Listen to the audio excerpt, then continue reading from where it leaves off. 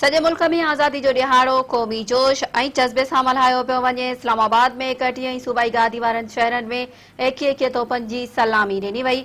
मुल्क जे नंढनि वॾनि शहरनि में जश्न आज़ादी जूं रैलियूं ऐं तक़रीबूं मुनक़द कयूं वयूं आहिनि। हर तरफ़ क़ौमी झंडनि जी बहार ऐं क़ौमी गीतनि जी गूंज आहे। पाकिस्तान जी आज़ादी वारो ॾिहाड़ो क़ौमी जोश ऐं जज़्बे सां मल्हायो पियो वञे। इस्लामाबाद में 31 ऐं चइनी सूबाई गादी वारनि शहरनि में 21 तोपनि जी सलामी सां ॾींहं जी शुरूआत कई वई। नमाज़ फजर वक़्तु मुल्क जी सलामती, खुशहाली ऐं अमन लाइ ख़ुसूसी दुआऊं पिणु घुरियूं वयूं। मुल्क जे नंढनि वॾनि शहरनि में जश्न आज़ादी जूं रैलियूं ऐं तक़रीबूं मुनक़द कयूं वयूं आहिनि। हर तरफ़ क़ौमी झंडनि जी बहार ऐं क़ौमी गीतनि जी गूंज आहे।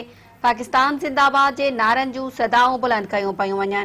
जश्न आज़ादी वारी दिहाड़ी ते सॼे मुल्क में वतन सां मोहबत जो भरपूर इज़हार कयो पियो वञे।